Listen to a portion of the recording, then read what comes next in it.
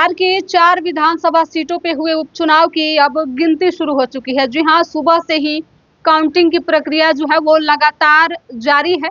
अब ईवीएम में जो किस्मत लोगों की कैद थी वो अब जल्द ही खुलने वाली है। सबकी निगाहें टिकी हुई है कि इन 4 सीटों पे कौन बाजी मारता है, किसकी जीत होती है, किसे हार का सामना करना पड़ सकता है। देखिए, इस चुनाव में भले ही ये चुनाव सरकार की सेहत पे विशेष असर डाले या ना डाले, लेकिन इस चुनाव में सभी नेताओं के आन बान और शान का सवाल बना हुआ है। चाहे वो लालू प्रसाद यादव हो, तेजस्वी यादव हो, नीतीश कुमार हो या फिर भाजपा हो या नई पार्टी जनसुराज हो, सब चाहते हैं सीटों पे जीत हासिल करें।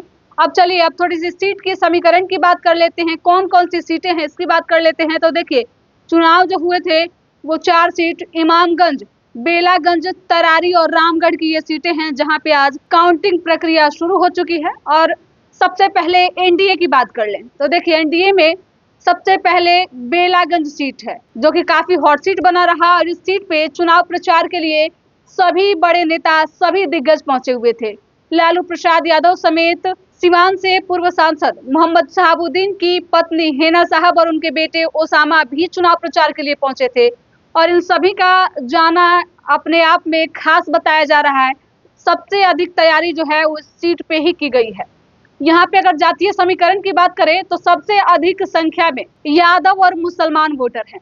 और एमवाई समीकरण की जांच जो है इस समय यही होने वाली है कि क्या राजद को एमवाई समीकरण का साथ मिलता है या फिर नहीं। वहीं मनोरमा देवी के पक्ष में वोट मांगने के लिए खुद नीतीश कुमार भी यहाँ पहुंचे हुए थे, चुनाव प्रचार किए थे। ये तमाम चीजें हैं। तो देखिए, एनडीए की अगर बात करें तो एनडीए की तरफ से बेलागंज सीट से ये सीट जो है वो जदयू के खाते में थी। यहाँ से मनोरमा देवी चुनावी मैदान में थी। मनोरमा देवी जदयू की प्रत्याशी हैं और इनके लिए काफी संख्या में यहाँ पे बड़े नेता वोट मांगने के लिए पहुंचे थे। वहीं अगर दूसरी सीट इमामगंज की बात करें तो इमामगंज सीट जीतन राम मांझी का सीट रहा है। कई बार वहां से वो चुनाव जीते भी हैं। और अब ये सीट जो है वो जीतन राम मांझी के नाक का सवाल बना हुआ है। यहाँ से उनकी ही बहू दीपा मांझी चुनावी मैदान में है और जीत का दावा भी कर रही हैं। तो देखिए, यहाँ से कौन बाजी मारता है। अगर तीसरी सीट की बात करें, रामगढ़ की सीट, यहाँ से मंटू यादव चुनावी मैदान में है। ये सीट जो है वो भाजपा के खाते में है और भाजपा भी चाहती है ये सीट हम ही जीते। इसके बाद अगली सीट जो है वो तरारी की है और तरारी सीट से बाहुबली नेता सुनील पांडे के बेटे विशाल प्रशांत चुनावी मैदान में है। तरारी में अपना जलवा बिखेर रहे हैं और ये सीट भी भाजपा जीतना चाहती है। 4 सीटों में से 2 सीट जो है वो खुद भाजपा के खाते में रही, वहीं 2 सीट एनडीए के सहयोगी दल जदयू और हम के हिस्से में रही। चारों सीट जो है वो अगर चुनावी समीकरण और बाकी चीजों की बात करें तो अपने आप में खास रही है। वहीं अगर इंडिया ब्लॉक की बात करें तो इंडिया ब्लॉक में देखिए 3 सीट जो है ये राजद के खाते में रही है, 1 सीट भाकपा माले के पास रही है।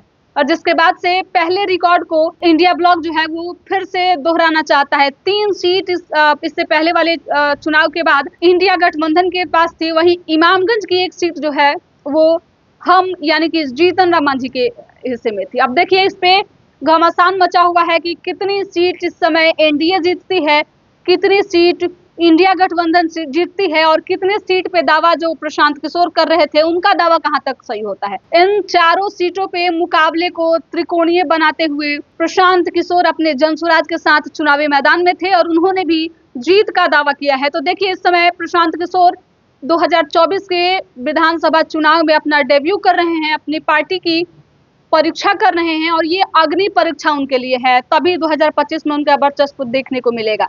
इसके साथ ही महाराष्ट्र और झारखंड में भी चुनाव हो रहे हैं। यहाँ के नतीजे भी अभी धीरे धीरे आने शुरू हो चुके हैं। कौन कौन से सीट से बाजी मारता है इस पे सबकी निगाहें टिकी हुई हैं। लेकिन बिहार का चुनाव अपने आप में खास माना जा रहा है क्योंकि 2025 का सेमीफाइनल के तौर पे भी इसे देखा जा रहा है और सभी पार्टियों के आन बान और शान का सवाल है। यह अब देखने वाली बात होगी कि इसमें कौन सी पार्टियां अपने पुराने रिकॉर्ड दोहराती है, किसकी हार होती है, कौन जीतता है, किसका दावा कहां तक सही होता है। आज सब कुछ क्लियर हो जाएगा।